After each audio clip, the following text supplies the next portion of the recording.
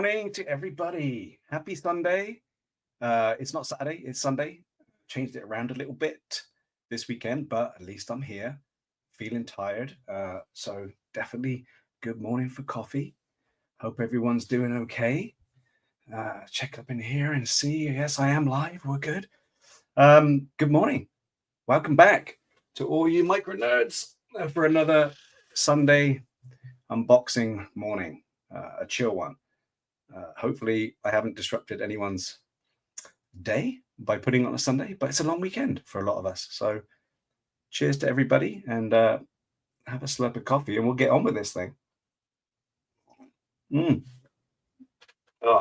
This morning coming from Rancho Obi-Wan for my hot beverage, and I decided not to put any shot in there this morning. I think I had enough of that last night. So feeling, like I said, feeling a little bit croaky. Hopefully it's okay for you guys, because we've got a lot to get through today. And luckily, I've got someone who can do some talking for me as well. Now, I'm pretty sure you know who it is, but I found that I never really did an intro for this guest the last time that they were on. So today I'm going to correct that. And so prepare yourselves, because I've prepared myself. This person, if you don't know who it is a winner of not one, not two, not even three, but 4 Canadian Screen Awards. He's received a Governor's General Award for Performing Arts. He's a lovable, infuriating store owner. He's an X-Wing pilot, a captain in the New Republic. He's a firebender, a Prince General of the Fire Nation. He's even a police inspector. Not just that, he's a loving husband, father, a genuine, solid human being, a nerd, a geek, and the GOAT of unboxing on YouTube. But also a good friend who I love dearly. Ladies and gentlemen, this is the legend, Paul Sun-Hyung Lee. Hey, wow, Steven. Whoa, I'm blushing. Wow, what a great introduction. Dude, it's the accolades that need to be... GPT bring that up for you? No, I sat down yesterday. I sat down Amazing. yesterday with my Saturday morning coffee, and I thought, this man deserves an intro. You know, I can picture it. I can picture you doing that. Can't take this for granted. My goodness. I hope it wasn't too much of a hassle for you. Absolutely not. I can see you in my mind's eye with tongue out, squinty eyed, got your glasses, rubbing your forehead. I can tell you, I didn't pencil write this. I typed it. I could actually read it. That's amazing. Sometimes you can't read your own handwriting. Paul, thanks so much for joining me today. Oh my God, Steve, I'm always so delighted whenever you ask me to be on your show, my friend. And what a show it is. And as a reminder for all you nerds out there who love Micro Galaxy Squadron, if you're watching this right now and you haven't clicked like, what are you doing? Click like or click don't like. Just show that you're engaged. Write a comment, leave a chat. Let's go. It's Sunday. Steve is squatting on my day, and I am here for that. Yeah, and again, I always feel bad when I move it to a Sunday, because Sundays is your day, brother. No, it's not. It's everyone. It doesn't matter. We keep saying this. So Steve very, very meekly calls me up the other day and says, "Hey, I can't do Saturday because I'm busy. So I'm wondering, is it all right if I do it on Sunday?" Hang on, that I called you, not Webby. What? Yeah, you all sound the same. Steve, your voice sounds different when you hear it outside of it, but that's exactly how you sound. So, oi! Yeah. I can't do it. I can't do it. So I said, yeah, man, do whatever. We're all one big community, right? It's all one big love. You do it on your day. Don't worry about drawing people from my group or whatever. Yeah. It's called the Replay Crew. It's wherever people want to go. That's where you go. I don't own anything. So by all means. And I'm really happy to be here to help you out. I'm glad. It's really just my other way of trying to get you to come on the show as well, right? So, caught. And it works. Gotcha. Fantastic. Yeah, so if I put it up there. I've got quite a few to unbox today. They'll probably be pretty quick unboxings because they're smaller ones. Have you got something for everyone? I do, but these are okay. So if you're a longtime friend of this channel, Steve has already unboxed all of these, but I have these in my collection that I have not yet unboxed, and I want to unbox them. So I've got 3 different ships I'm going to be unboxing. Do you want to know what they are right now? Sure, unless you want it to be a surprise. So first off, these are fairly new-ish to me. I got the Tri-Fighter finally in Canada. Series 8 ships. The ever elusive for me, TIE Striker. Gonna be opening. It's still elusive. Yeah, is it?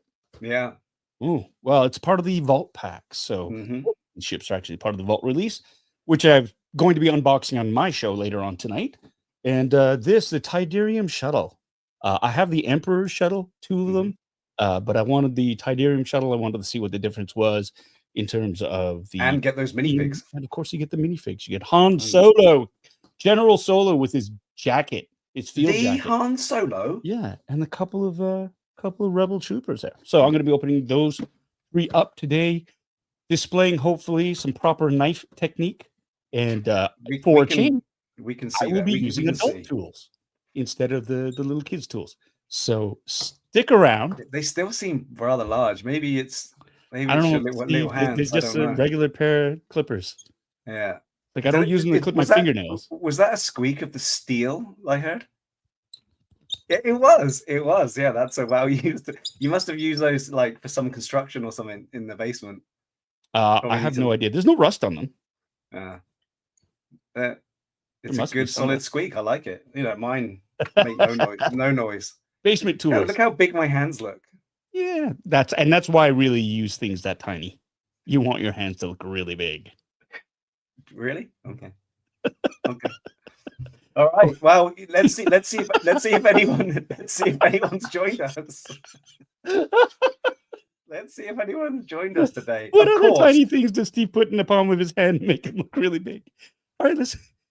I'm trying to change the subject, Mister. Sorry, it just dawned on me. Yeah. Oh my god. Right. Comedy time. All right, Bittertroll is with us as always. Good morning, Bittertroll. Good morning, Charles. Thanks for never leaving YouTube. I love it. Ali in the back room. Ali. Good morning, Ali. Good morning. We have Tommy K's in the house. Shut up, Tommy. Well, let's not shut him up just yet. No, you'll tell him make a few comments. Let's let him dig a hole that we can then throw him into. Good morning, Tommy. Thanks for joining. Oh, we got Kerry Fanti in the house. It's gonna be a long day for a lot of people because I know a lot of these people will be going tonight. Good morning. Thanks for joining us. Hope you got your coffee.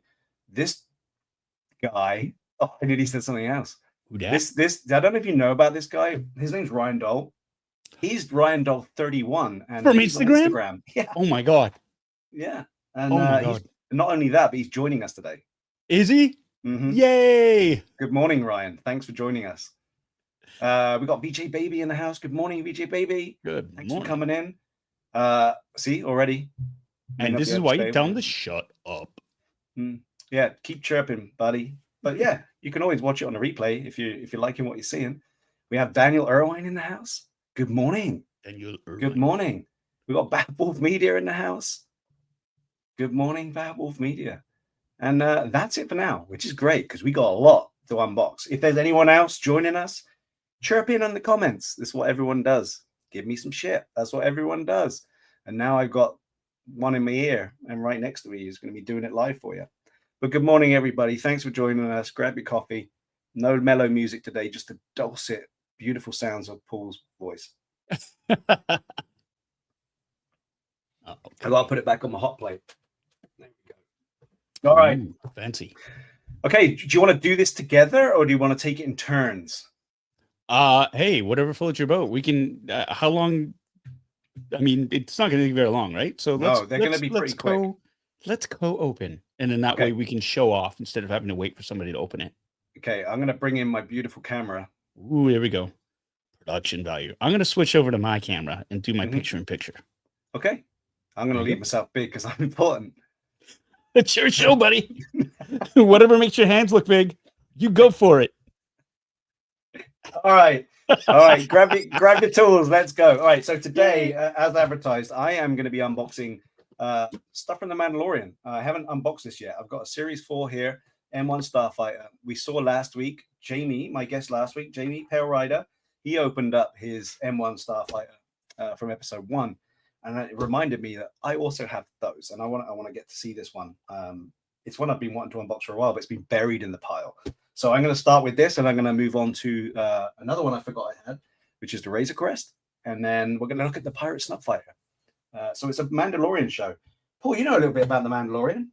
Just a bit. And I know that they often have proper knife technique with their vibro blades. Yeah. And so as not to harm themselves, they usually cut away. Yeah. Do you want to demonstrate that as I demonstrate the wrong way? Sure. You do that. Yeah. And here I go. I remember vibro blades being capable of killing a mudhorn as well, right? Yes, that's right. They can when wielded. That's a word. When wielded properly, a good blade can be your best ally. Yeah. And you were able to be part of seeing the Razor Crest before we lost it in some of your episodes, which is awesome. That's correct. My character did chase the Razor Crest through space because they were not emitting a proper signal. Okay, so here's this one is Series 4, and it still has the artwork on the back. Very cool. Mine is Series 8.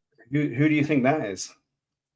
It's a blue. Is that blue? It's blue on the wing. Yeah. Is it not blue? you? Then it's not me. No, I don't know who that is. Ain't me. It might be. It could be Lieutenant Reed's. His was blue in the Book of Boba Fett. It could be the one that we've seen released already before we get yours. Yeah, the New Republic. Oh, but here's one on the back card. Again, the graphics. Here we have some red. How many stripes on it? Oh, let's see. 1, 2, 3, 4, 5. It's that guy. Yeah, it's that guy. But I do miss this artwork. Again, we have the blueprint on the bottom, which I shall be keeping, and the instructions I shall be forgetting and ignoring. Nice. So don't forget to help me along. I do like these arts. I think I think it was on the Micro Galaxy Squadcast the other day. They were saying that it speeds up the process because they don't have to get any art approved if they just use the generic backdrop, which I guess that makes sense. Sad, but that makes absolute sense. Perfect sense. All right. I got some assembly required on mine, and so do you. Too. I've opened up my TIE Striker, and as you can see, the aforementioned generic sort of patterns on there that they don't need any approval on. And on the back, you've got the TIE Striker, you've got the blueprint there, and of course the other ships that are in the line, the chase vehicles. In this case, it is a Mace Windu and Obi-Wan Kenobi and the Jedi Starfighters. And then the Starfighter. That Obi-Wan is part of the pack too, right? Yes. That's the lovely thing about the chase. The vault releases is the fact that you do get a chase and a rare from each series. So I was lucky. My friends from Jazzwares sent me the Light Armor class box set and the Starship class box set before I had a chance to order them. So and they arrived before the pre-order went live. So awesome. I'm really, really happy about that. I still did end up ordering another set of each because I had friends who needed to get a set who weren't going to be around. So how many sets do you have now? Do you know that you know of which series? That's the question. The new one. The new one. I've got 2 in hand and 2 coming. Like 1 in hand of each. So yeah, 2 sets: Light Armor class and the Starship, and I've got another one of each coming. Okay. Yeah, I've got one coming. It should be arriving next week earlier. That's right. Now you just went for the Starship class, right? Or the Light Armor class? Yeah, I pretty much got the other ones. Yeah. And the reason I mentioned that Obi-Wan is because again, if you watch the Squadcast, Micro Galaxy Squadcast, Cole also received a set of the boxes, and he cracked open the Obi-Wan just to compare it and see. And I don't think I need it. I don't think I need it. Yeah. Unless you're chasing stickers, you don't need it because no, it's just it was too clean and there was decals on the bottom and that was really it. If you're a completist, you're going to need it, and it's like you said, a beautiful way of getting it because you don't have to chase it down. It's in the box. That's correct. Right. So my assembly is literally just sticking the tail end in the hole. All right. And I'm in. And then we get the N1. This is cool because, as we all know, this is a converted N1 Starfighter. This one has been hot rodded and made super fast, supercharged, and we can see all of those details on this. It's not super washed out, which I think is probably a good thing for this ship because it looks pretty badass all in silver like this. But we got our cannons in the front. We got our supercharger on the top.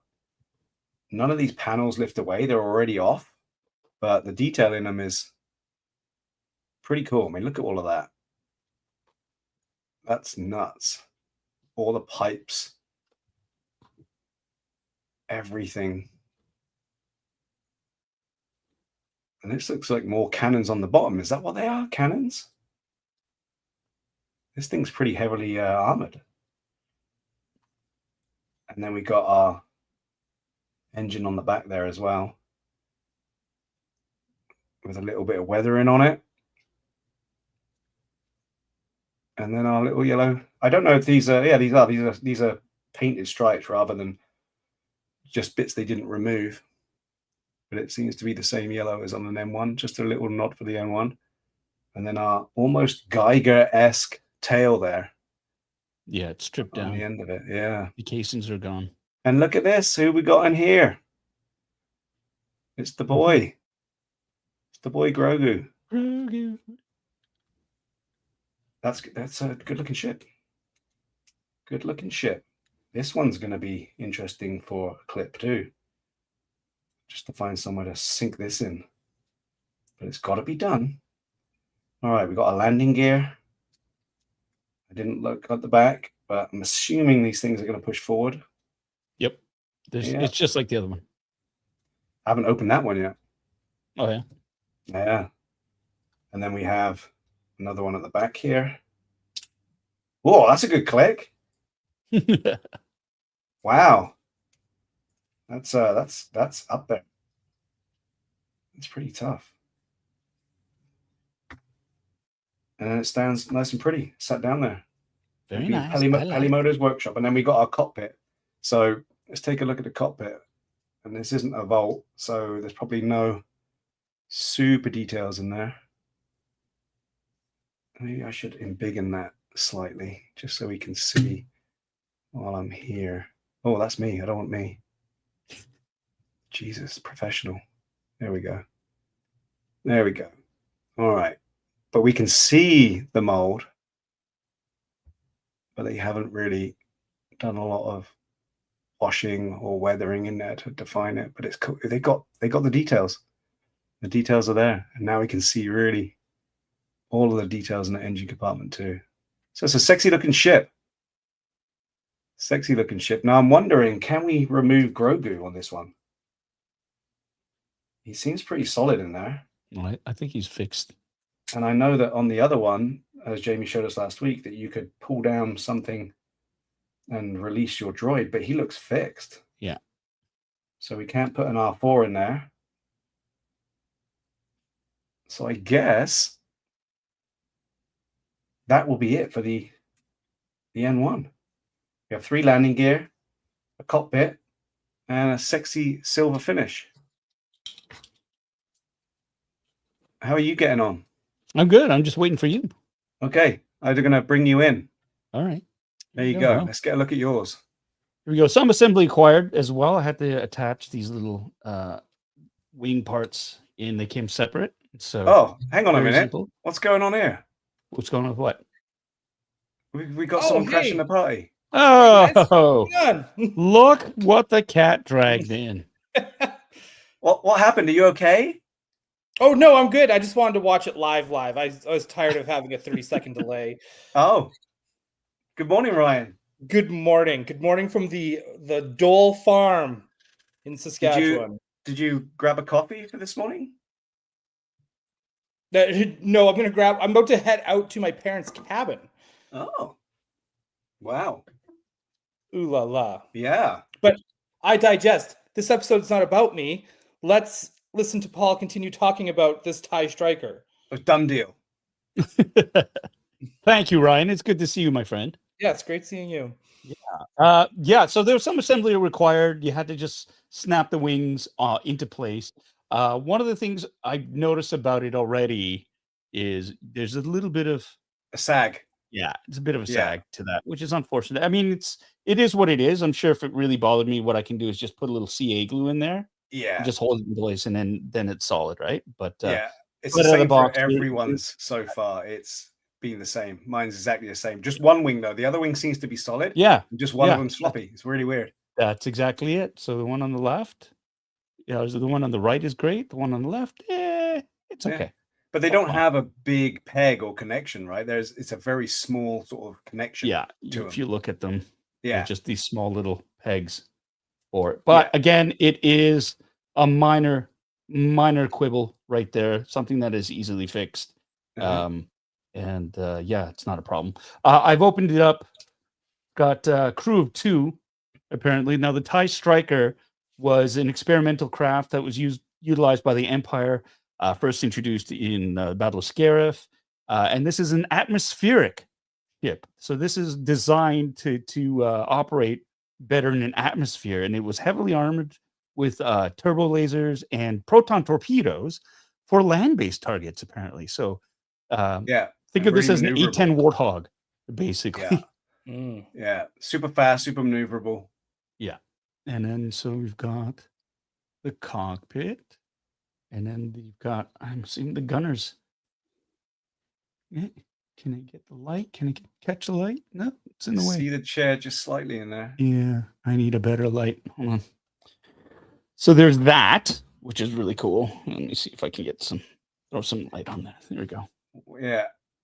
So there you See, Tommy's going to be highly disappointed this morning because the one thing I didn't bring in to my room today is the water bottle. And today of all days, I should be drinking more water. I'm sure. If we ever get to the point where we make our own swag, we're gonna have to make DL44 network water bottles. Water bottles, giant ones. Yeah. Giant ones. And on one side it says you need it. Water, that is. Yeah. Water. Yeah. Oh, Jamie's with the aforementioned Jamie Perrider. Good morning, Jamie. Sorry. Good morning, Jamie.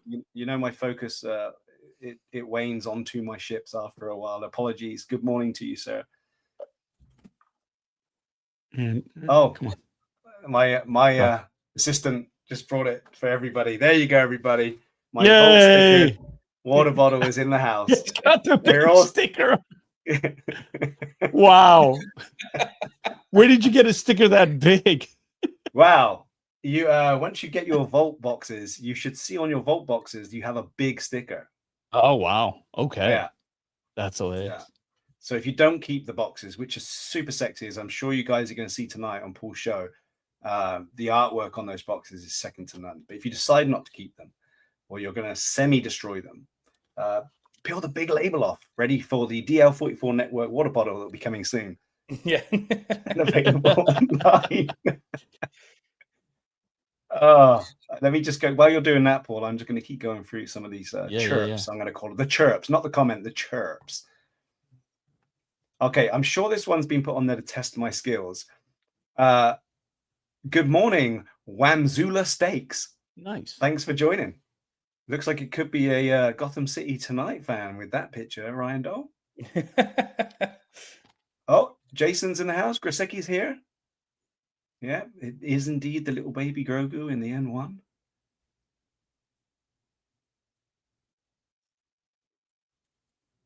There we go. Sneaky Zebra in the house. Gary, how you doing, brother? Missed your coffee this morning. Start getting up early again. Good to have you, though. That's pressure fitted. Yeah, it doesn't really clip in, right? No, but it's solid enough. Yeah, because it's landed. It's not supposed to be in flight. That's a landed stand. Yeah. So, why would you need to have it? If you want to display it. I do like the fact that you can manipulate the wings to go into different positions. Yeah. Right. And I'm going to have it so that when it lands, the wings are up so they don't bash the wings. And then your figure will probably better fit underneath it as well. Yeah. So, but it's That's cool. A sneak looking ship, man. I think what I am going to do, because this does look, the left wing does look much looser. Yeah. I'm going to glue that in. Yeah. And you never need to take it out again, right? No. And you know what? It's so funny because the Y wings had the same issue with the engines as well. The engines kept popping off of my Y wings. Oh, really? Yeah. And so one of them was like, you know what? this one, the engines are going to stay on, so I just glued them on. So, wow, yeah, I didn't have any issues with mine. But every one of them is going to be different, right? yeah. I tell you what, I didn't do though. And while Ryan was talking, you were showing us your pilot, but I forgot to pull out my DIN, so I'm going to save my DIN. Wait, you forgot to pull out your what? Oh, My your DIN. DIN. My DIN.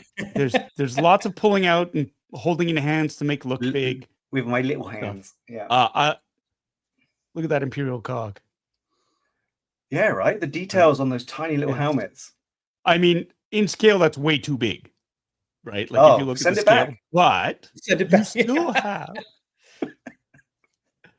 Look at that. Yeah, it's really so cool. And again, we saw that change with the droids too, whether you had the big blob on top of the droid's head, and that was it. And now we've got all of the details in there. And like even the lights on the chest box has the buttons, and you've got the belt buckle, as well. And I like the scale a bit too, because the helmet is generally quite big on the TIE pilot, right? Yeah, because it's same as the AT-AT driver. The detailing is ridiculous for such a tiny little dude. It's great. They don't have to, but they do because it's cool. Yeah. Did you just get one striker, Paul? I got the one, I believe, from you, and then there's another one that came in that's in the box set. Okay, so you're gonna have more than one. Yeah, and then because I ordered another one. Is this part of the light armor class set, or is this part of the starship set? I think it's the light armor. Then I only need two. Yeah, that's cool. Yeah, I got two. Yeah, I only, that was a hard one to get. That was a hard one to get, and I think I found that and the Tri-Fighters once I traveled back east that one time. Really? Whenever I fly into Boston and drive up to Portland, Maine, I always stop at the same Walmart. I got my little route that I take because I never know what I'm going to find. And if you travel somewhere, you've got better than you have on your own doorstep, that I find. Right. So yeah, I always stop at that one, and that's where I found the Tri-Fighter and the Striker. Well, that makes traveling much more exciting then.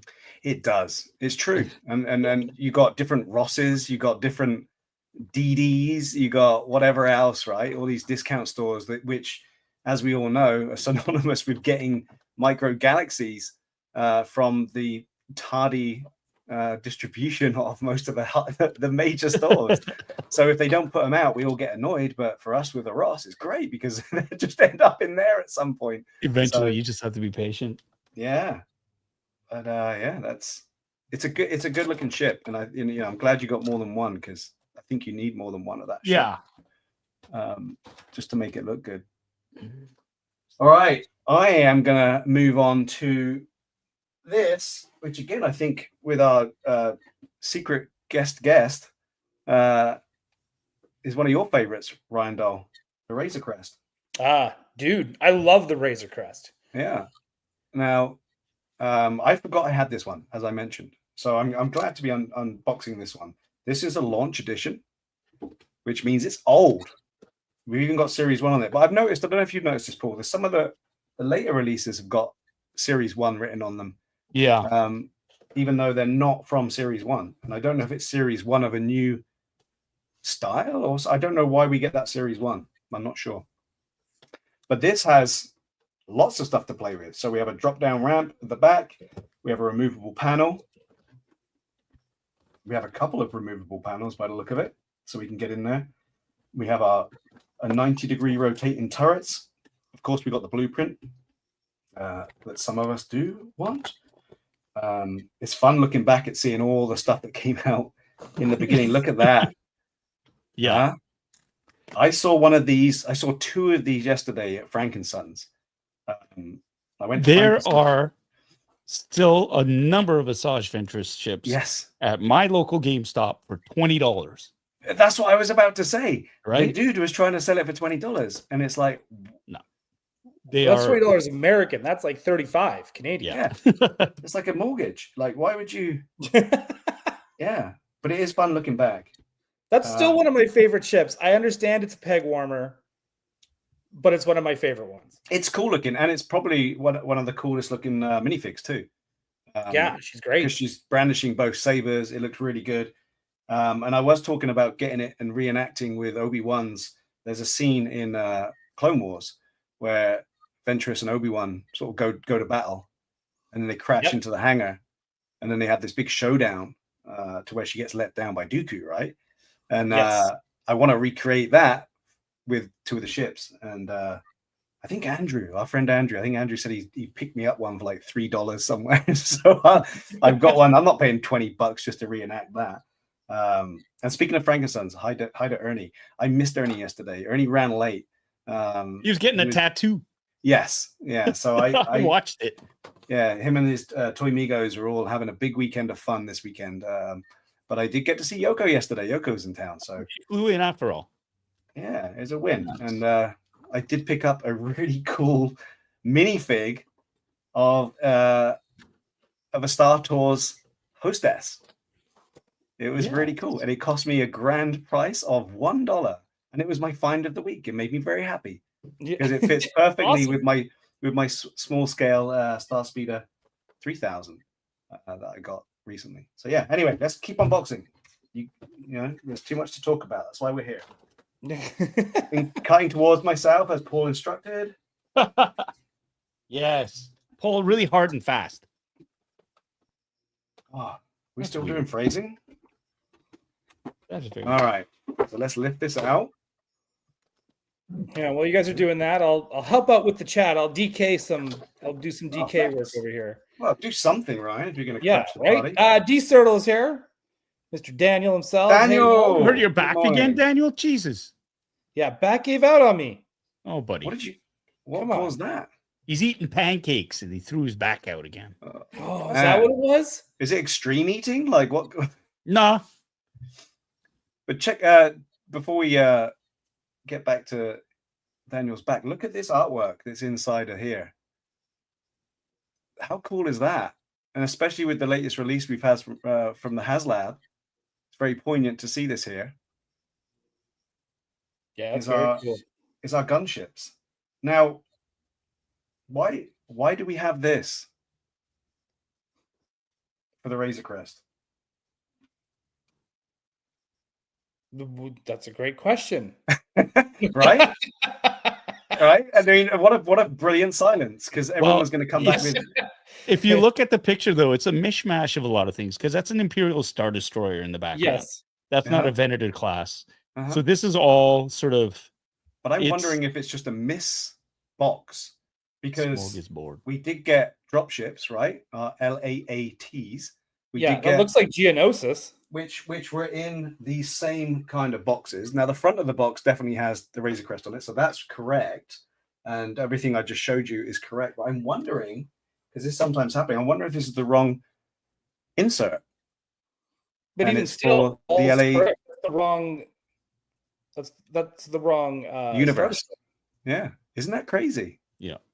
See, we would never have known, guys, unless we were unboxing these. If it's stuck in its box, you would never have had this question and conundrum come up and across your computer. That's interesting. I'm going to check out the lats and see if it's from there. All right, moving on. Carry on, Ryan. Sorry.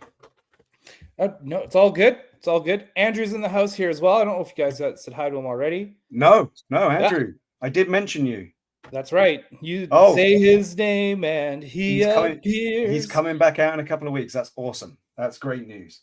That's awesome. Great news. Indeed. Paul, I'm about to perform some surgery with my delicate... with your little kitty nippers. You can clip babies' fingernails. They're silent. That's nice. Sorry? I said they're silent, which is nice. Right. They're like precision... You know, some people are blessed with precision. Some people wail in there. Some people like to carry small things in their hands to make their hands look huge. Right, Steve? You're breaking up again, Paul. I don't know what it is with your mic. Every now and then you're just breaking up. Yeah, don't you have smaller hands so everything else looks bigger? Anyways. Didn't you say you had to leave, Ryan? Drink some water, Steve. You'll feel better. That jug is still full. True. I'm actually gonna. Obviously, you're dehydrated. Yeah. Tommy K. Ventress is so badass in the Tartakovsky series. It's like He's got a huge sippy cup. It's huge. Everything looks. He wants everything to look gigantic. Carry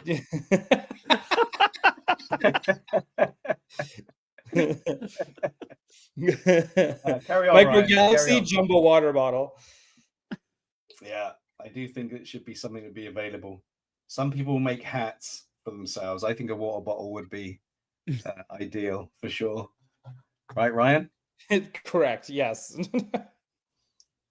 All right, let's take a look at this bad boy. That's why we're here, not to always give me shit. So this is very awesome.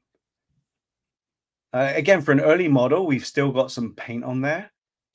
We got some weathering on there. We've got a couple of different shades, which is interesting for early models. But all the way around, the detail, the paint job, it looks really good. Razor Crest is a cool ship, anyways. It is. It is. And one of the most exciting episodes we got is when we see it get destroyed too. Yeah, right after we funded the HasLab. Oh, exactly. Yeah, exactly. That was really funny. But I mean, like I was saying earlier, Paul, how cool is it to be on screen chasing down this bad boy? No, it's pretty amazing. Another iconic moment. Another great episode. So it's interesting. Do you have the other version of the Razor Crest? I don't. I don't think I do because really? because I regretted not getting it because of it coming with Fennec, right? And you might be in luck then, my friend, because really? I may just have another one. Really? First version in storage somewhere. Oh, because I'm pretty sure I have more than one Razor Crest. Hey, that would make me very happy if you do. Yeah, I totally regret not getting it. And it was another one of those Steve-isms of, right, I'm not paying $25. That'll learn them. It's been out. Teach them a lesson. Well, screw you, Walmart. I'm going to wait till you drop it down even further before I buy it. And guess what? It just disappeared for $25. So, yeah, never got it. Never got it. Have you ever heard the tale of Steve 3, the tragic story of Steve 3 and his purchasing choices? All right, let's move on. Keep looking at the chat there, Ryan. So we have this doorway here, which opens and it has our gangway down, which we've seen in the show many times. And look in the back there. Can you see that?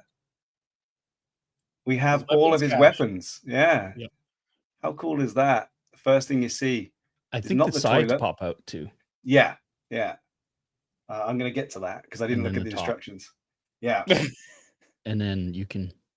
And it has landing gear. And this is the back here. Yep. Back ramp. Another ramp, which again drops down. And look at that.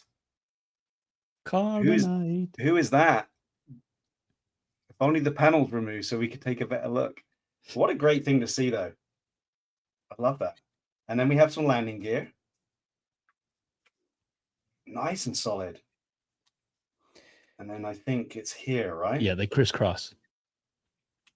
I wonder if this is a way they could get away with doing beasts. If they packed like Durgs with another set of with Razor Crests again. Like if they put like IG-11, Din, and some Durgs. Well, isn't the rumor mill rife with us getting another Razor Crest? As far as on screen? Like, you're talking about the movie? Yeah. Isn't it in the trailer? Yeah. I think so. That's what I'm saying. Yeah. Yeah. So I don't think it's a rumor. I think it's in there somewhere. Razor Crest is a class of ship. Right. So they should all be very, very similar in terms of, there might be a few little variances here or there, but basically the guts of that ship will remain the same. So the size, it should all be the same. Yeah. So what upgrades would you put into the Razor Crest, knowing that he's a single dad now? Well, with Grogu growing up, I think, would you make Grogu finally like his own bunk? I think more importantly, it needs a private bathroom because that bathroom as a teenager is not good. Here's the thing I think a lot of people are sort of overlooking is when you see the Razor Crest, shown, Zeb's the one flying it. So if it was the Mandalorians, he would be in the pilot seat. So I'm wondering if that Razor Crest belongs to Zeb. Zeb's hoarding Razor Crest. He's like, "Hey, heard you're looking for a Razor Crest." in was it the Clone Wars? Oh, it was absolutely Clone Wars, not Rebels. But in the Clone Wars, because they had a Razor Crest style ship, right? Yes. In one of the episodes, and that was the first sort of introduction to the ship ever. So they've been around for a while. They're pre-Empire. That much we know. Yeah. So it's not out of the realm of possibility that Zeb would have one. I mean, especially if it had all the features that made it attractive for Din Djarin, right? The fact that there was no transponder on it. You didn't have to register it because it was pre-Empire. Yeah. Yep. Well, you did have to register it, but it didn't already have. You could have it as a stealth vehicle.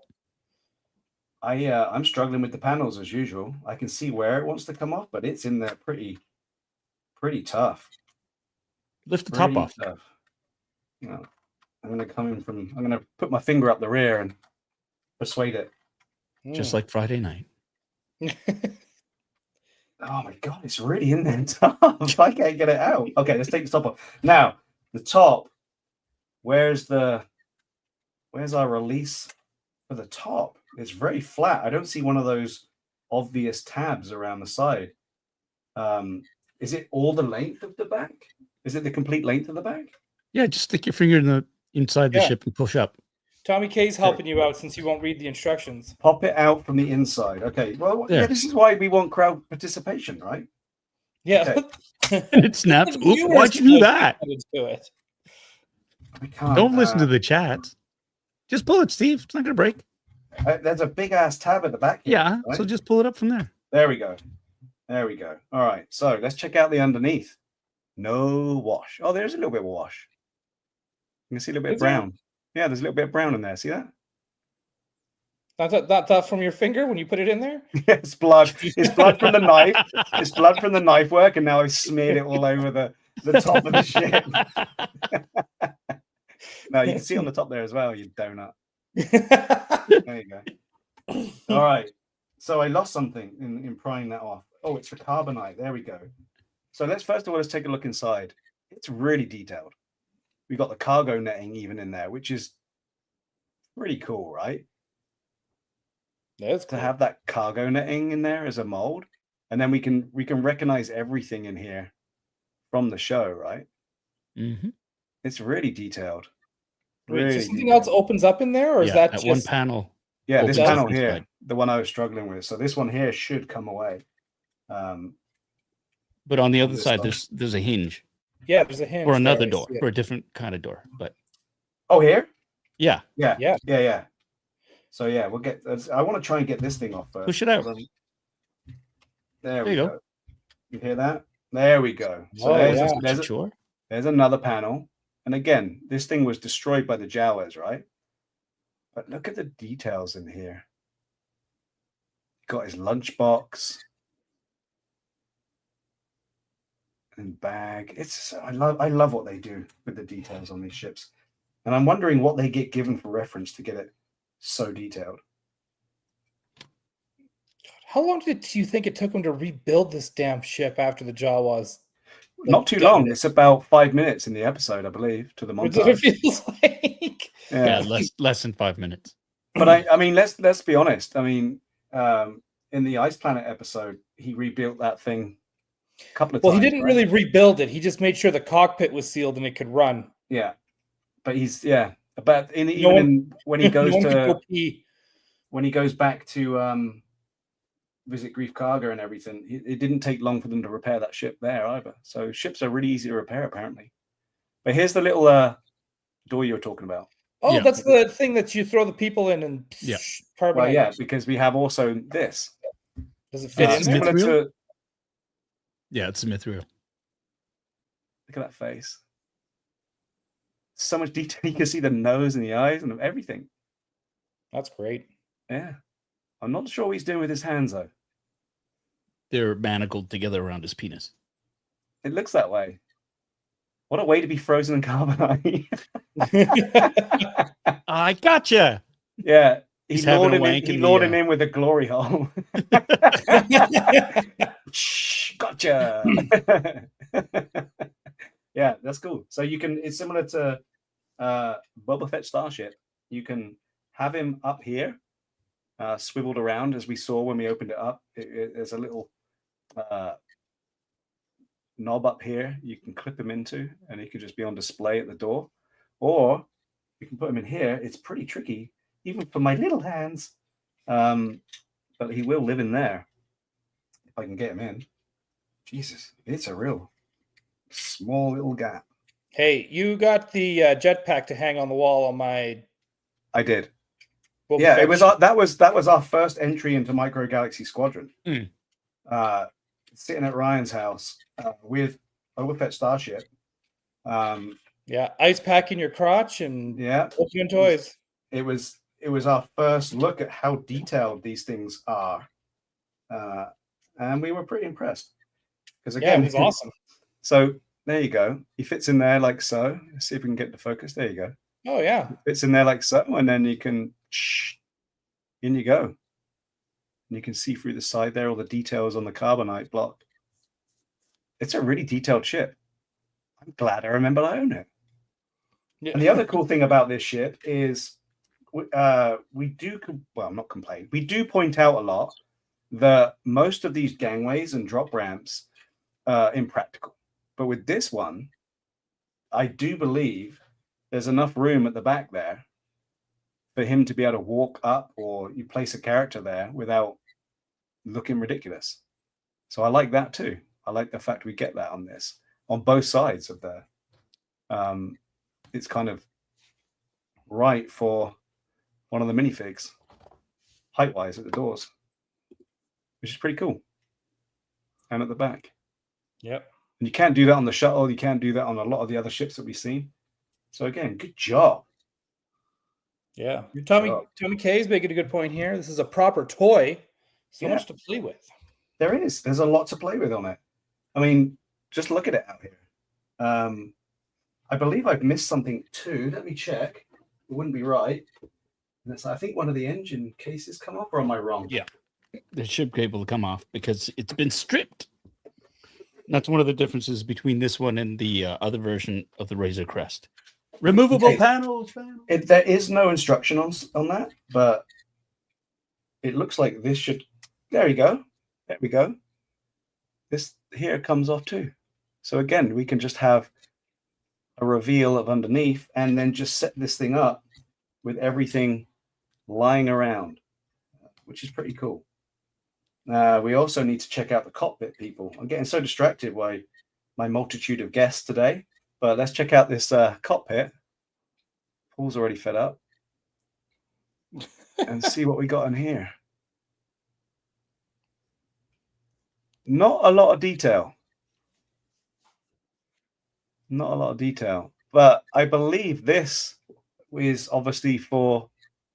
Is that for a Grogu or something? What goes in there? Yeah, I don't know. It seems to be I would assume it's for a Grogu as well. Yeah, because this one doesn't come with a Grogu. This one just comes with a Jawa and Queel.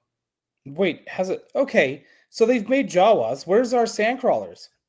This was going to be something I mentioned because I was thinking the other day about Jawas. And that's why, again, I wanted to open this. Dude, I think about Jawas at least 3 times a week. Yeah, Bit of Troll saying for his, it's for Grogu's little pod. And that makes sense. They're not going to really rejig this mold to not have the hole there. But again... If you have one of these, you could put Grogu in there. But we got the front there for Din. Not super detailed on the control panel, but a nice big cockpit for a couple more people. Yeah, maybe we'll get a frog lady one day and sit her in the back there. I think they should do, those like, what are they called? Like a battle pack? Yeah. They should do one of the Razor Crest with Frog Lady, and then do Carson Teva and Trapper Wolf. Without tooting someone's trumpet too much here, I am hoping that we've already got the Republic X-Wing, right? So we can buy a multitude of those for fleet building. But how freaking cool would it be to get a Vault Pack Republic X-Wing with Captain Carson Teva? because that way you'll get a super paint job, you'll get mega detail, and to me, for we need it first and foremost, right? To complete, you need it. But how cool would that be to get that, especially with somebody who's a major fan of this line? But yeah, I don't know. I mean, that to me, a Vault edition of that X-Wing would be fantastic. Fantastic. Get on it, Micro Galaxy Squadron.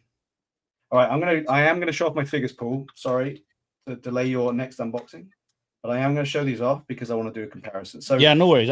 I went and got the other Razor Crest out of my display. Oh, cool. Yeah, we can do a comparison. That's awesome. Yeah, just so we can do a comparison. So here you go, Ryan.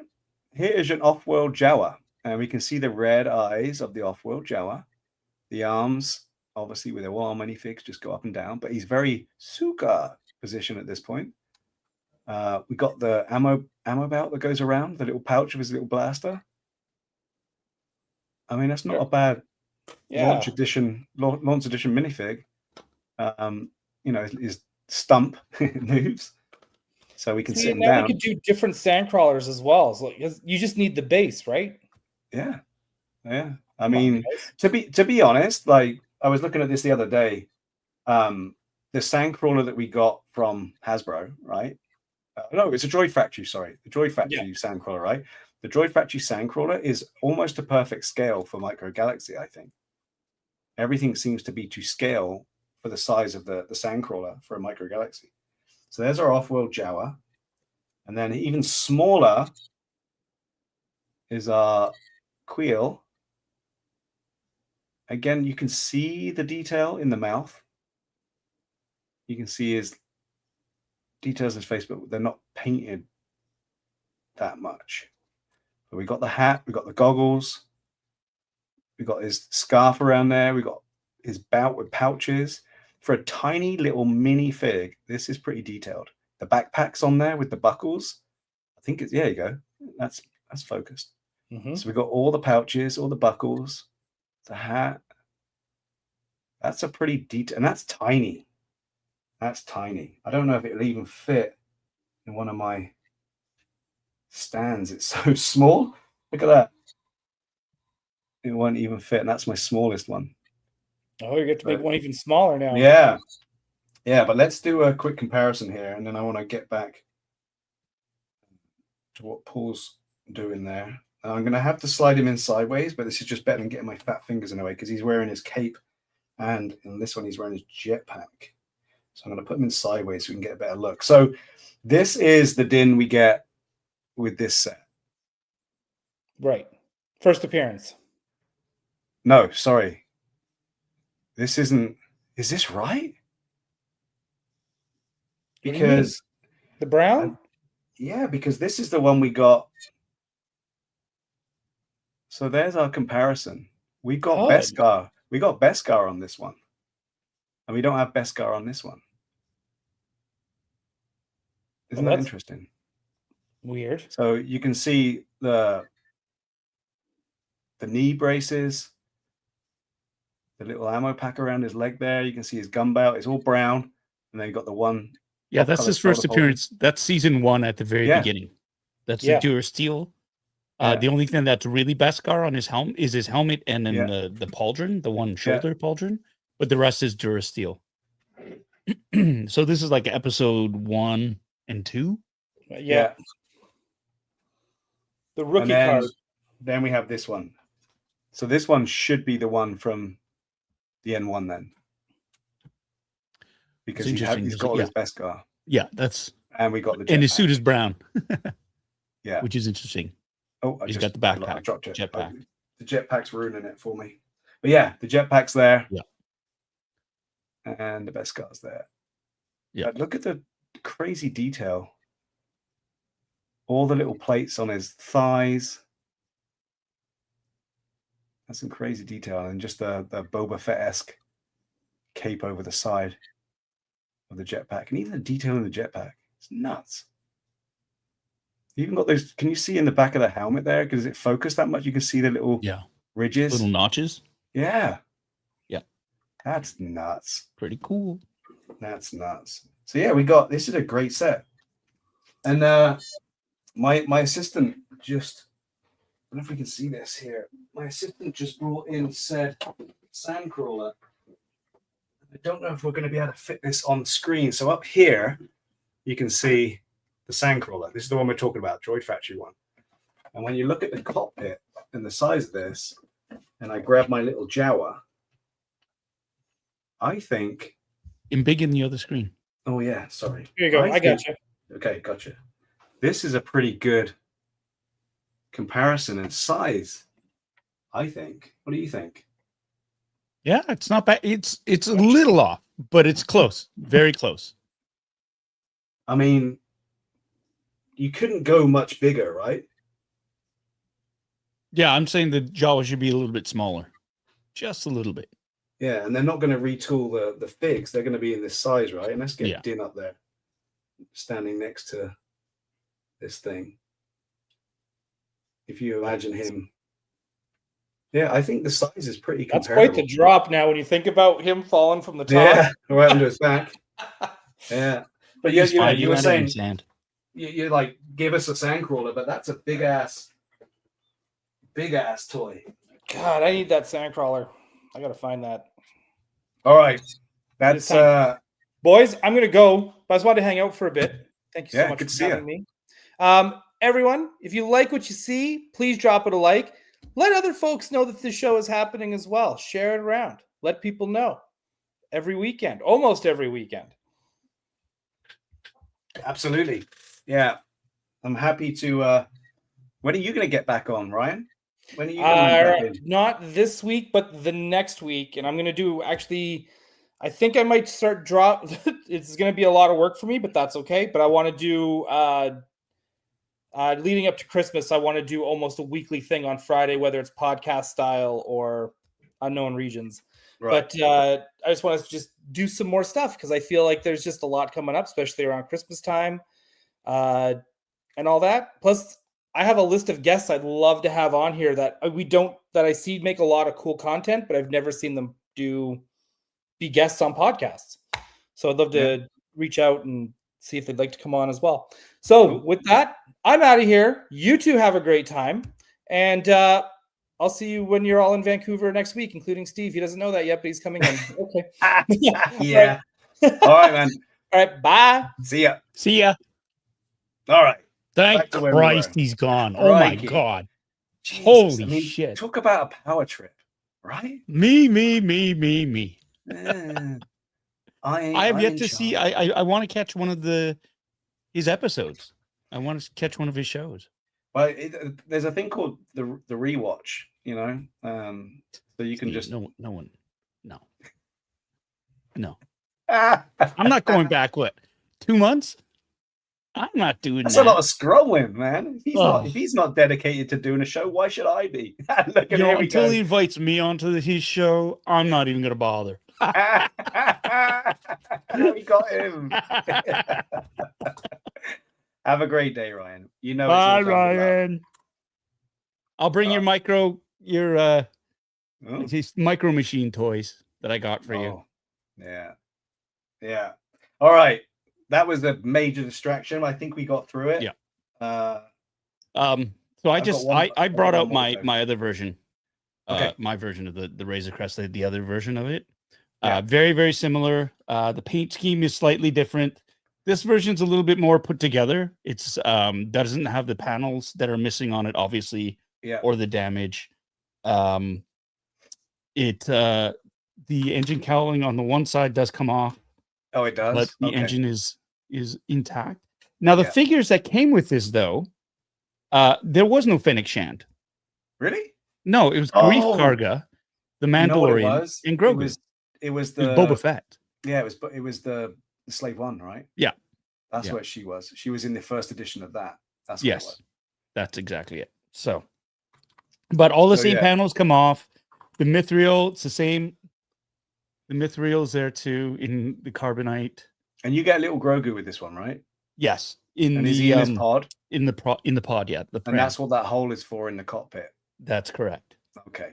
Just right there. Bloop, goes right in there. Yeah. So it's the same. It's the same ship.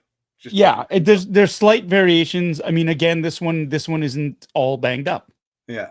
This is before it goes through it. So, Yeah. but the interior is identical.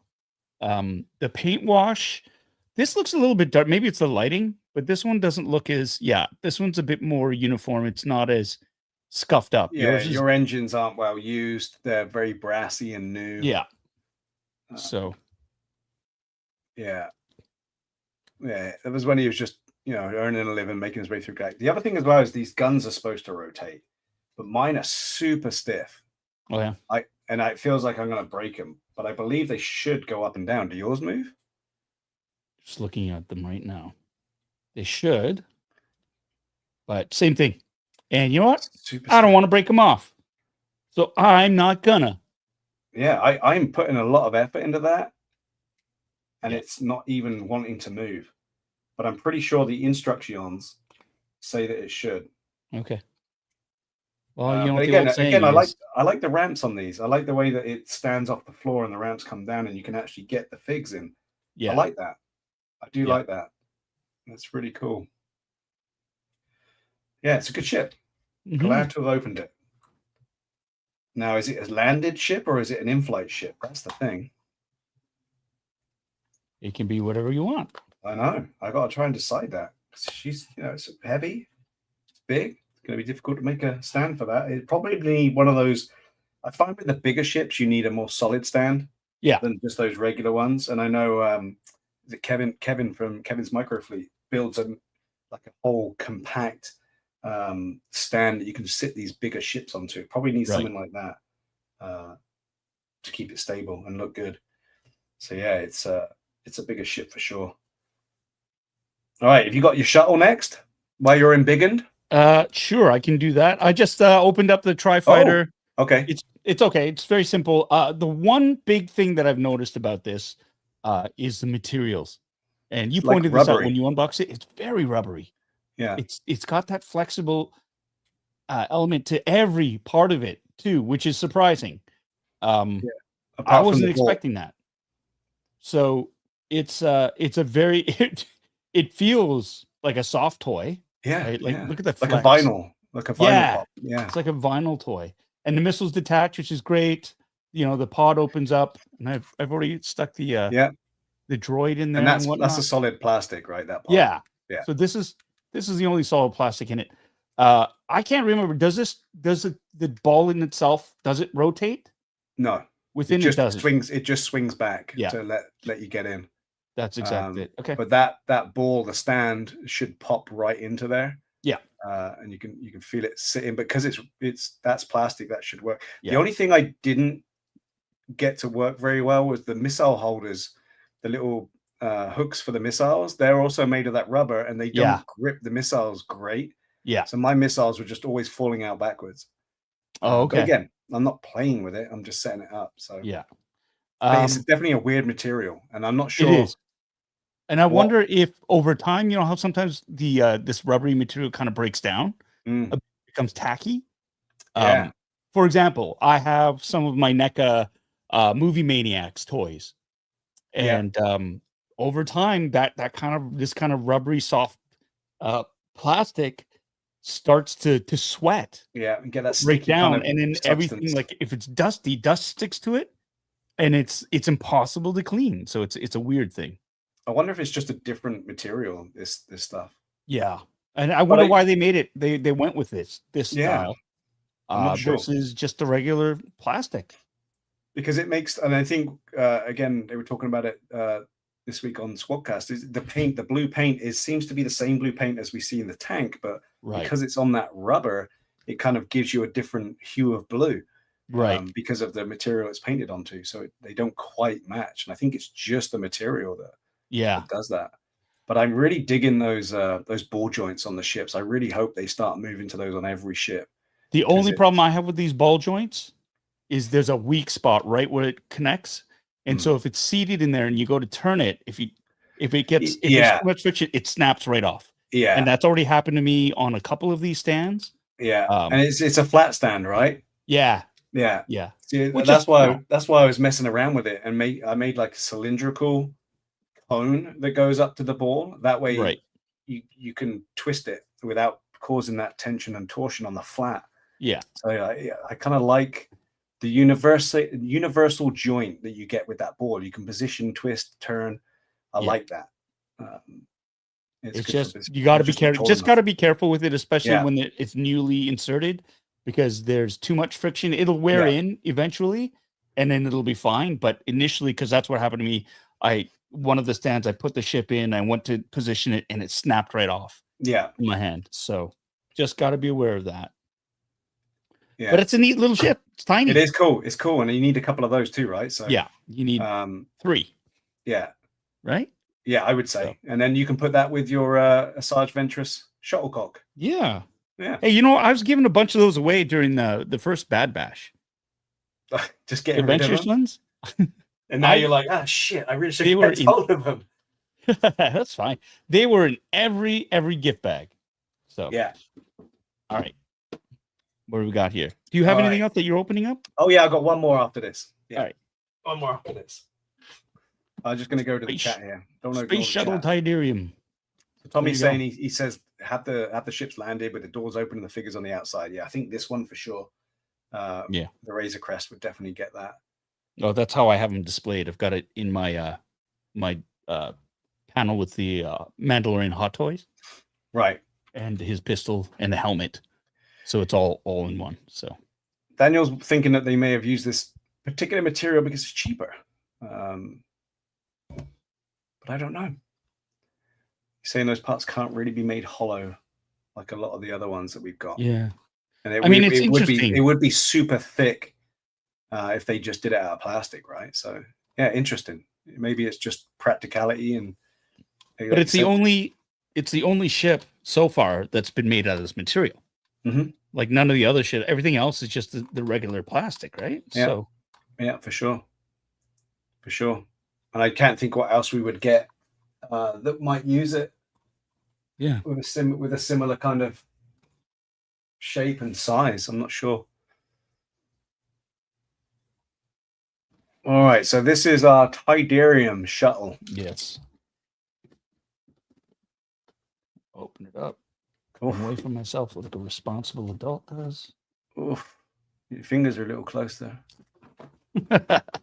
It's fine as long as it's cutting away. There you go. Blueprint. Yes. Picture of the ship. Quasi instructions. The same ramp on the bottom like you were talking about. Impractical. Yeah. It also serves as, if it's in a landing position, as a front landing gear. Yeah. Right. So. Yeah, because there's a release to shut it, right? It will lock open, and then you'll hit a button to release it. Yeah. Just like it's an action figure giveaway. Carson Teva for John Galgano. Oh, who won it last winner from last week. Yeah. Okay. So we're gonna slide it out. And of course, this does come in. You have to assemble it. So there's the wings and the fin, and on the inside. Tommy's asking, did Micro Galaxy ever make the Tri-Tie from Rebels? Do you mean the Defender? Yeah, it's coming out. That's Series 9. We got 2 of those coming out in Series 9. We got a Chase and a regular. Yeah. And it looks awesome. If that's the one you mean, the Tri-Wing TIE Fighter, yeah. It looks so good. The Chase, because it's all painted, it's got that yellow scheme to it. Yeah, it looks really good. Looks really so good. Nice. Here we go. There it Force is. Move Endor and the Death Star 2 as a backdrop. Yeah, very perfect backdrop. Very appropriate, right? Yeah. There's no Republic gunship. No gunships. No anachronisms. No pod racers. Nothing that we don't need to see in the back. Yeah, this is a good looking ship. I was glad when they brought this one out, and I'm surprised that they did it again so quickly. I think. Yeah. The Lambda class shuttle. And it's great too because it is. They had a callback to it in that episode of The Mandalorian that was in. Right, that was such a cool scene with it being destroyed and floating. Yeah, that was so good. That was one of my favorites for sure. Just seeing that there. And that's when you sent your droid in with a special probe, right? That's right. Yeah, you got to see some of the cool stuff, man. The different wings. Bitter Troll is a lover of the shuttle. Yeah, it's great. Always wanted the Kenner one. I think we all did, and it was so big, right? Yeah, it was so big. I think even now, if you find one, you're going to be paying a couple of $100 for it, especially if it's intact. Most of them lost their canopy at the front. Oh my god! Just for you, Steve. Why don't you put your welding mask on as well to make sure you're protected in case anything? What, for the adult tools? It's okay if you know how to use them. You don't need to use that kind of protection, Steve. Did you use it twice or just once? Just one clip. That's all you need. Oh, what about the one at the front? There's another one at the front. Yeah, maybe you couldn't see it past the sides of your clippers. But yeah, I think you can still find these on the market. I think I got mine on Amazon. And I saw D Sertle there with the pithy remark that he can't wait to have Amazon cancel his TIE Defenders. Amazon's already gone and canceled a bunch of my orders. Amazon.ca that I've had on pre-order since day one, and I knew like they go. It's the playbook, Amazon playbook. Step by step. They say we don't know when it's going to be shipping. We'll let you know as soon as it does, and then a few weeks later they'll say, sorry, we've had to cancel your order because we can't come up with the item. It's just infuriating. Yeah, it is. It is for sure. I haven't had that happen yet. I think Walmart's done that to me once, but I haven't had that on Amazon yet. And I'm hoping they come through. But honestly, I don't care so much because, Jazzwares is doing the Vault boxes. Yeah. And the Vault boxes will contain both of those TIE Defenders. The only problem is you have to wait till the next series is about to launch before they make the Vault sets available, which makes sense. Like, I get it. They want to put them out in the wild first. They want to go. And you do go hunting, but in Canada, it is it's impossible almost because you have no idea. I mean, they're just starting to release some of the Series 8 stuff here, but even then it's little dribs and drabs, right? Series 8 was a good one for me. I found a lot of Series 8 on the page. Yeah. A lot.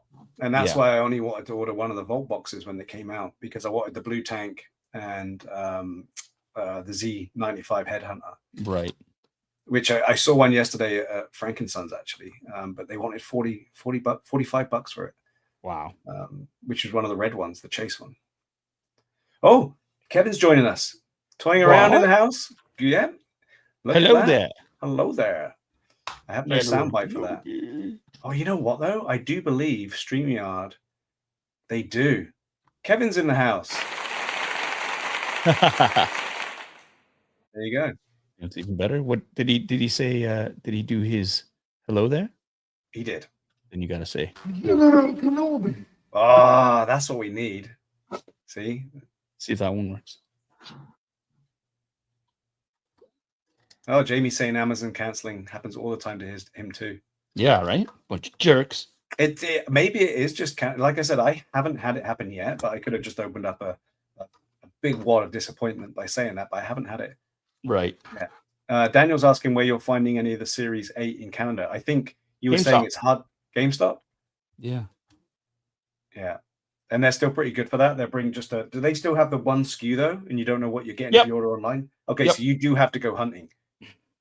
Yep. Yeah. Did I put this on the right way? Yeah, I put these wings on the right way. They go this way, right? Or do they go? Did you read the instructions? They're on the back of the box. I think they're on the wrong way. No. Okay. Because look at the guns. Oh, they're not part of the clip-on though, are they? No. Oh, okay. I'm pretty sure they wouldn't go on. Yeah, no, they're on the right way. Okay. This one isn't clipping in properly though. That's the thing. This side clipped in snapped in. Right. This side, there's still a bit of a gap. Oh, I see that. Yeah, it's like it's pushed out.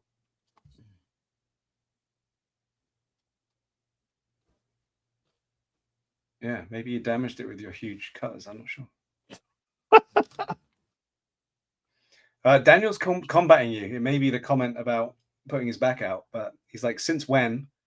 None of the 6 I go to has Series 8 in it. They're out now. Maybe you're out now. That's why I think some of the Tri-Fighters I've seen. Yeah. Yeah, those are cool. Grab those if you see them. They're good. They're so small as well. To have a few of those flying around is pretty cool. You can recreate any battle scene, especially with all the Kenobi and Anakin Starfighters and stuff that we got. Well, I think this is as far as it's going to go. There's a big gap here, but send it back. This one is still in Target. I was in Target the other day, and there's still boxes of these in Target. And I've seen no peg hanging Starfighter class at all at Target lately. Wow. I don't know if they're going to have them in for Series 9, which worries me. Yeah, it looks cool, right? Yeah. Now, are the seats black in the original one? I'll go get one. Hold on. I'm not sure if they are or not. I can't remember. That might be a difference that we see there, but I could be wrong. It's been a while since I looked at mine on the inside.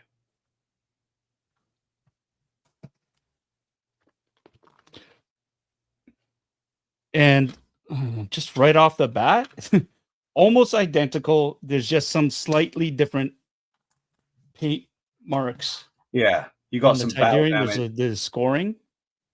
Oh, the panel's a different coloring as well, isn't it? At the top of the wing. Yeah. So this is lighter. Yeah. Than that. Well, it's an older model. It's an older code. Yeah. It's a stolen shuttle. They go heavy on the skid marks, right? Yeah. And for the battle damage. What I'm noticing too is, look at that. One of the wings doesn't not fit. Clip in. One of these wings is not like the other. Right. Yeah. But it's reversed now. So this one doesn't clip in all the way, and this one doesn't clip in all the way. Isn't that interesting? Yeah. Curiouser and curiouser. Let's see. Yeah, it is. It's the same. They are the same. Almost. Well, okay. So the difference is in the Emperor shuttle, his throne is back there. Can you see it? Yeah. The Emperor's throne. And there's none Space Shuttle Tidarium, you've got a doggy mat. Ah, there you go. We've got pallets. So there's no throne. So, but for all intents and purposes, everything else in the cockpit is almost identical. Slight variation. This control panel is all black.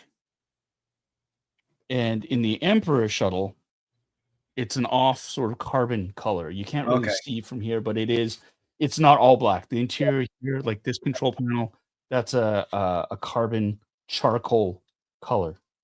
Yeah. In this one, it's all black, completely black. It's a very subtle difference, but it's there. Yeah. Yeah. Hell of a wash and some skid marks. Yeah. No throne. And even these panels here.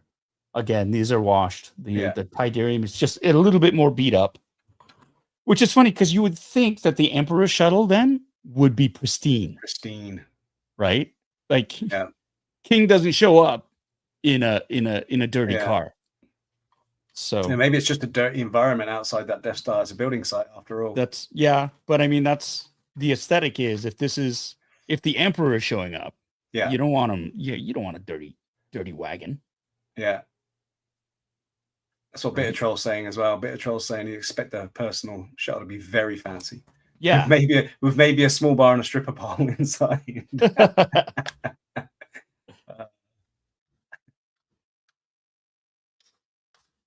Yeah, it's still one of the best looking ships though. Oh wait, this is interesting. What is this for? That's to release the gangway. So if you pull the gangway down, and then you press that to release it. I always just pulled it out. No, and look at that. Look at see how it's ridiculous. Yeah. That's the other part. This is a landing gear. Yeah, that's all it's being used for. It's not being used for anybody disembarking really. So you shouldn't be able to push that. You should have resistance if you try and push that up, right? Then if you press that button, it'll pop up. That's right. Yeah. Isn't that interesting? All this time, how long? And I got 2 of these, and I never realized that. Beautiful. I like that. Very cool. Yeah. Jamie's asking if I've done a stand. I have, and I've tried to get it to work. It's very heavy. This one. So I did build a little stand that will I don't know, mounting bracket for those figure stands, that the acrylic figure stands that you've seen me talk about. So it fits up and locates and secures by folding up the landing gear. So it's in there pretty steady, but it's a heavy ship. So the center of gravity is hard to find. So I actually have mine displayed on it, and I'm not going to touch it because it's just, I put 3 of those acrylic pegs together to give the height, and it looks pretty badass, I must say. But it's super unsturdy. But yeah, there is one that I've got for it. I've got the same one that you gave me. Yeah, that was my prototype. It's exactly the same. I'm hold on a second. It's up there, and I'm not touching it. Yeah. It's just because I have it balanced. I have 2 of those acrylic stands supporting it. And I'm one at the front, one at the back. Yeah. And the beauty with that is if you set it up like that, you can tilt it as well. Yeah. We'll hold it, but it's really wobbly. Yeah, no, and that's the thing. I'm happy it's flying. The wings are down, which is great. All the other ships I have are, I mean, this one is in the landed position, and I've got, because I have 2 of them, I have 4 Imperial Guards set up, and I have 2 Emperors. Do you have the Royal Guard TIE Interceptor as well for escorting? Yes, I do actually. The red ones, right? Yeah. That looks really good. I do. I want to get one more red one, and that way I can escort the Emperor, which will look cool. Jamie, while he's here, I've got a little treat for you. I'm going to bring to you from Vancouver. Just been packing my bag, so I'm bringing for you, my friend, some extras that I had, including an Amtok Merrick rare X-wing. I also have the ATST from Mandalorian, the rare Raider that I've got. The dirty one. And what was the other one? Oh yeah, the Outland TIE Fighter. It's the rare one with Moff Gideon. Moff Gideon's collapsible wings. Yeah, I got those 3. I'm bringing to you, my friend. Jamie Pale Rider, win the lottery. There you go. Hang on a sec. That's cool. All right, well, Jamie, you have to come back on again. We're going to make you open them. I'm going to keep It's like, no. We're feeding him. The box. Feeding him. It's okay. The more you open, the better, the easier it gets. Yeah. And again, you don't get to look at everything we're seeing, right? This is why we do this. This is why I'm happy to open them for those who want to keep them in the boxes. But look at what you're missing out. Yeah. That's and then you get to play with them. That's the other thing. When you open them, you get to actually play with them. You get to, touch them and see what they do. And then you can pose them and or like, put them in different configurations. Just play with them. God. Okay. I've got one more here. Again, for my little Mandalorian segue, I'm going to do this Pirate Snub Fighter. Did you just break it? No. Okay. Why? I just heard a crack. I didn't know if it no, it's the landing gear clicking out. Yeah. All right. Here we go. So, this is the Pirate Snub Fighter. We saw this in another episode of The Mandalorian where I think you were responsible for sending out Mando to help out Grief Karga, correct? That's right. I went and visited the covert and let him know that his friend was in danger.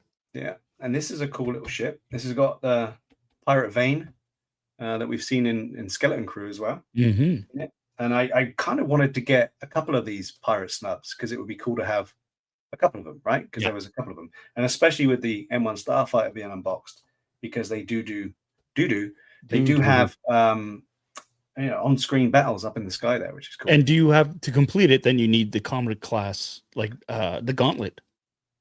Yes. So I have the original Gauntlet that came out, and I also have the Armada.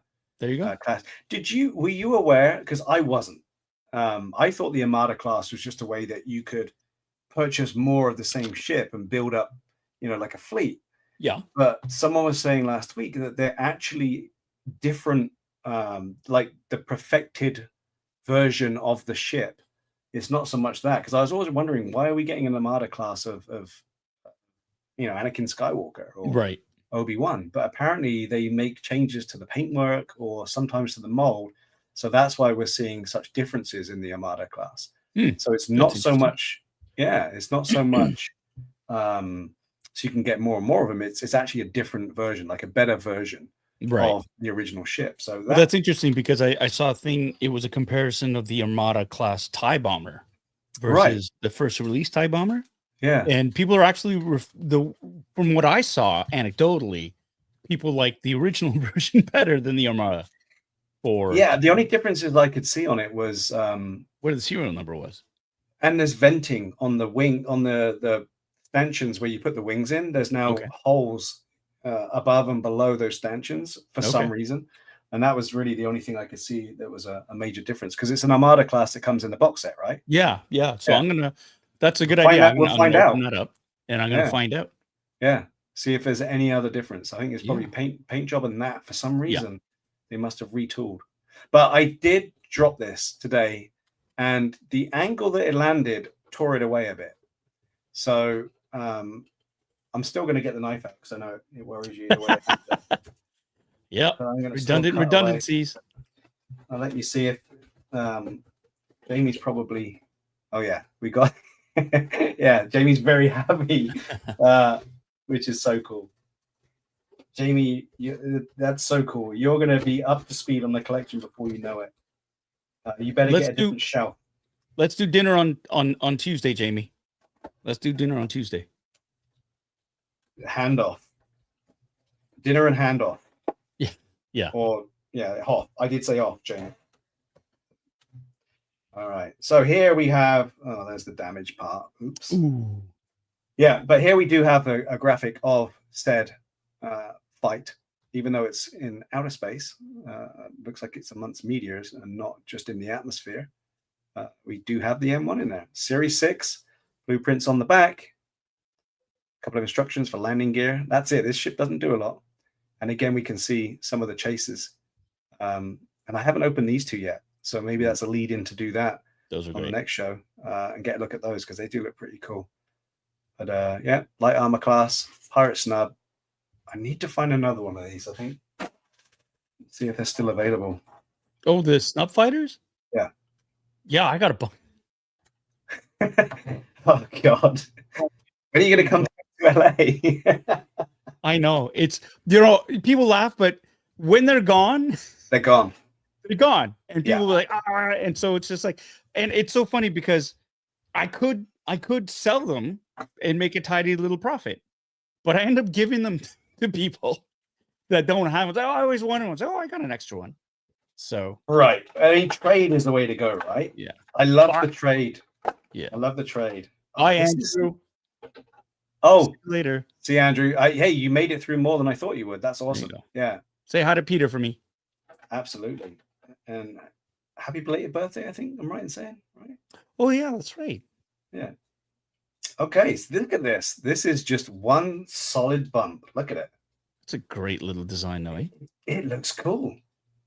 It does look cool. It looks very kind of, I don't know, almost anime in some way. It's a little snub fighter. And you could totally believe that, a Corvette class ship would have a bunch of them. It's like you don't need a big sort of gigantic ship. Like those are small enough that you could just stack them on a little frigate or a cruiser and just have. They got a ton of detail in them as well. Have you opened this one up yet? Yes, sir. It's a ton of detail on it. All the venting and stuff on it. Yeah.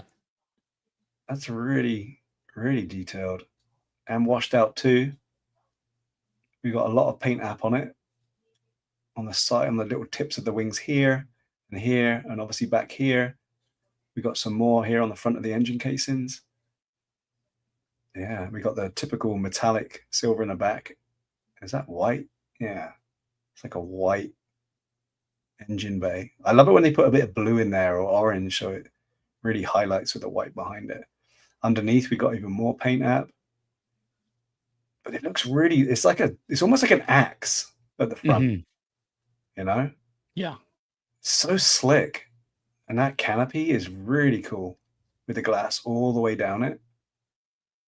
Heavy firepower in the front with these cannons. It's one of these ships that, because it presents such a minimal profile, in a dogfight, would be very difficult to hit from Yeah. a certain angle, right? Yeah. Yeah, it's a cool looking ship. And again, it doesn't do anything apart from land. So let's check out the gear. Pull up the landing gear. It's solid, man. It feels good. Feels good. That one pushes out. These pull back, I'm guessing. There we go. 1, 2. And it will land. It's so close to the ground as well, but it looks neat. It does look neat. Let's check out this canopy. It looks like it opens from the front. There it goes. It's big.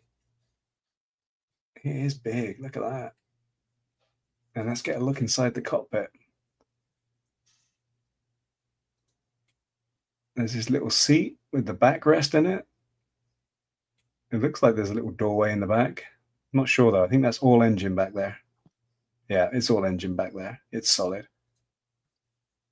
And this huge front canopy. It reminds me a little bit of one of my favorite ships, which is the Buck Rogers Starfighter. The Starfighter. It reminds me of that.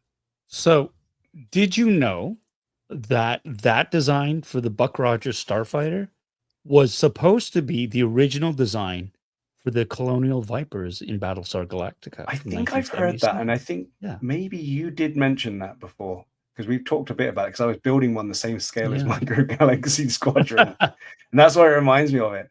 Yeah, they changed it because they were worried that it was too close to the X-Wing. Oh, really? Yeah, they were worried that it was like they might get sued because it looked too similar, blah blah blah. So they went with the Colonial Viper, but they liked the design so much that they kept it for Buck Rogers. It's such a sexy ship, man. I love that ship, and it's so aerodynamic, and it just looks like it should. Yeah, for what it's being made for, what it's made for. I love it. I can imagine it being practical. All right, let's check out Vane. Oh, they've done a good paint job on him. Stick him in here and see what we can see.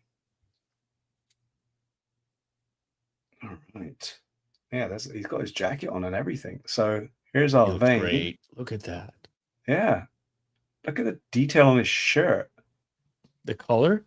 Yeah. And the jacket.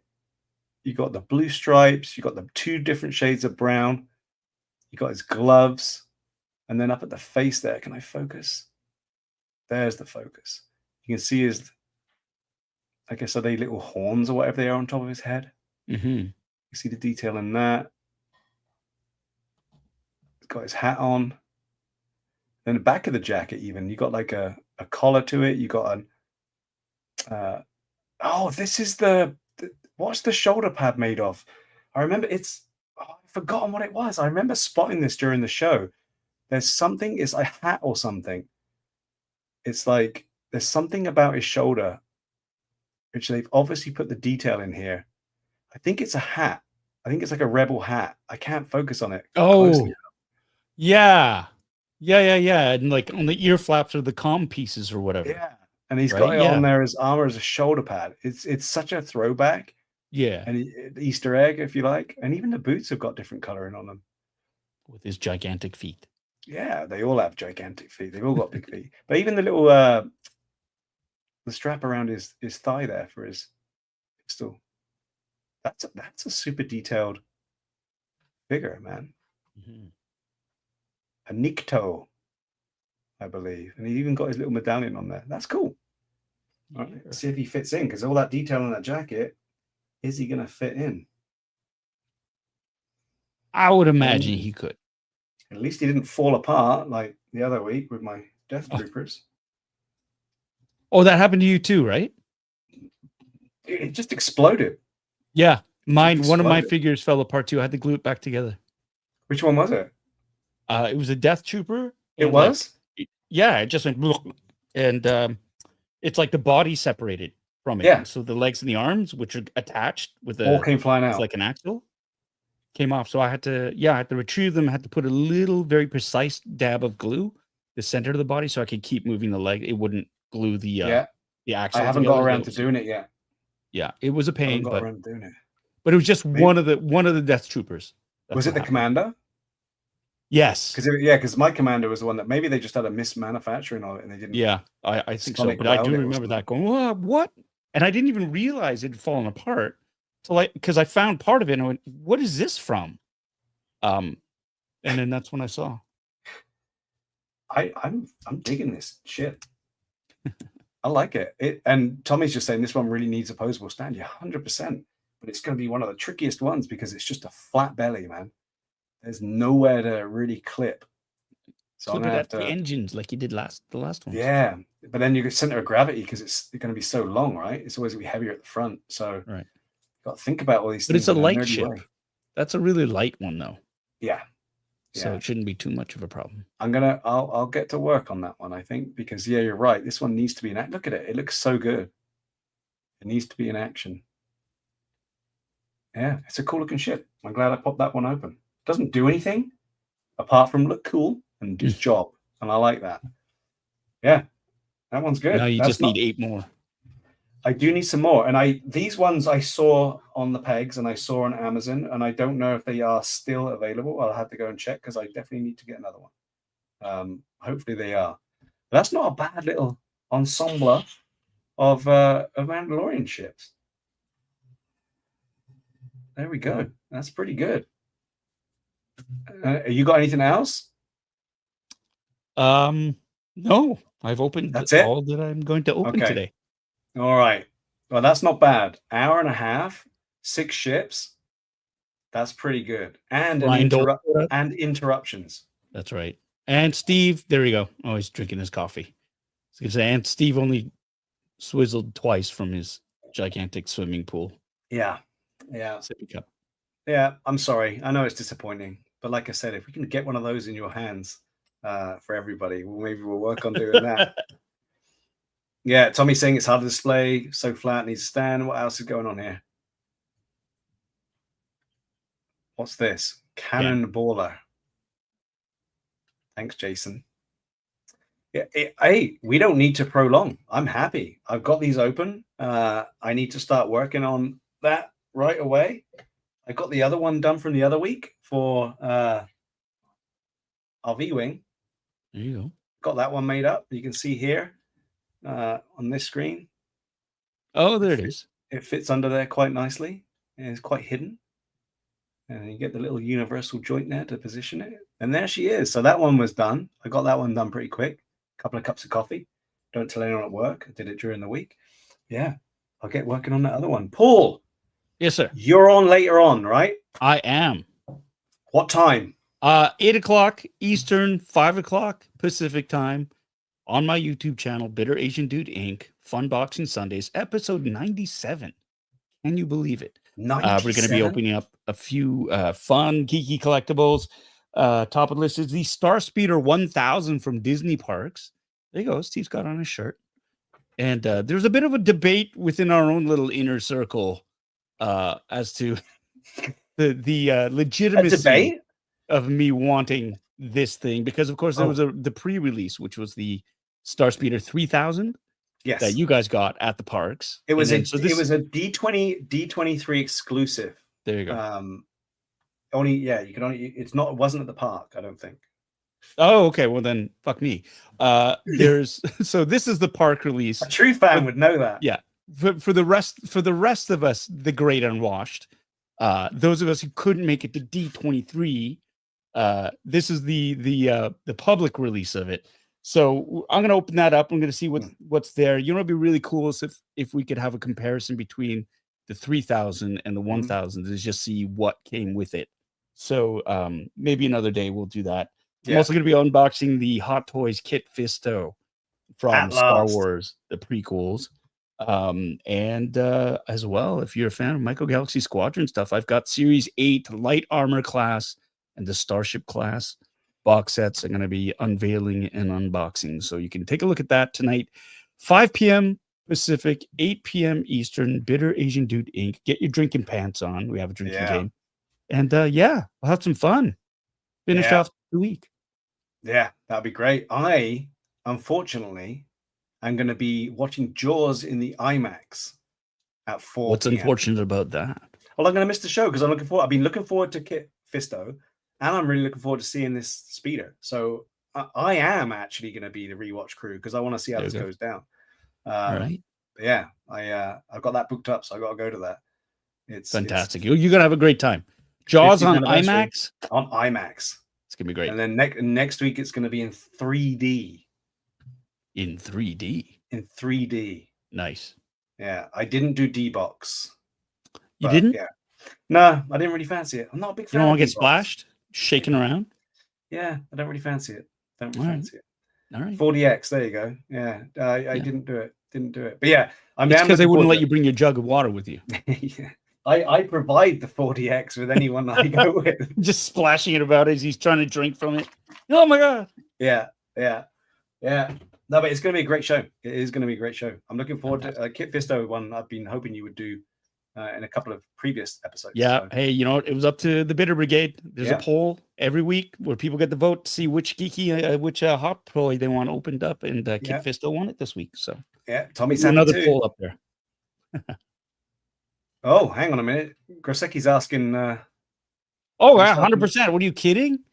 We gotta do something special. So we're hoping to get some special guests, some special giveaways, make it a fun evening. And it's 3 episodes away after this. There will not be. I'm gonna have to skip a week because I'm going to be in Vancouver. So I'm going to be doing that, skipping that. But when I get back, we'll see what we can do. But yeah, the countdown to 100. Yeah. Very close. Very close. Yeah. It's very exciting. Very exciting. Hey, thanks again for joining me this morning. Thanks for having me. Hopefully it hasn't exhausted you for tonight.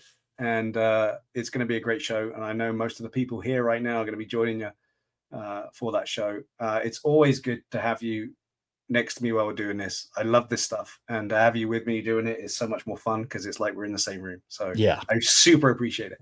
My pleasure. Thanks for sharing your unboxing too, which is good. And have a great show tonight. And everybody in the chat, thanks again for dropping in. Thanks for coming by.